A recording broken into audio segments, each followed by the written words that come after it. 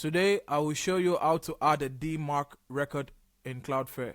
If you find this video helpful, please don't forget to like and subscribe. DMARC stands for Domain-Based Message Authentication, Reporting and Conformance. Setting a DMARC record will help with phishing and spoofing of emails, so it will help protect your domain.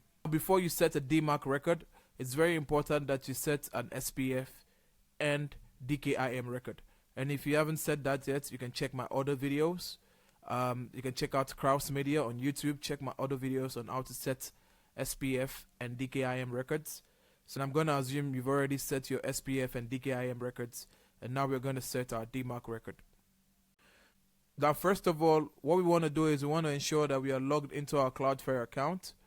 Once we are logged in, we are going to find the domain that we want to use, and we're going to enter the domain.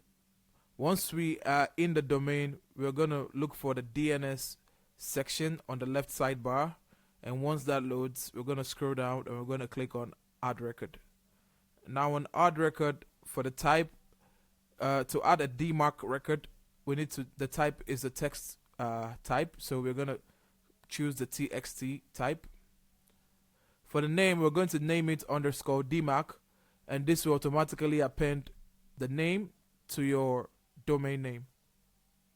For the TTL, we're going to choose auto, and for the content, we are going to write our DMARC policy, and this string tells Cloudflare to send reports on our emails to our domain.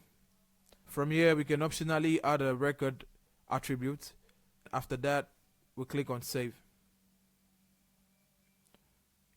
You see the record has been appended to the list here. It's on the top of the list, and after a few minutes, it's going to propagate to Cloudflare. Now that's how you add a DMARC record in Cloudflare. If you find this video helpful, please don't forget to like and subscribe.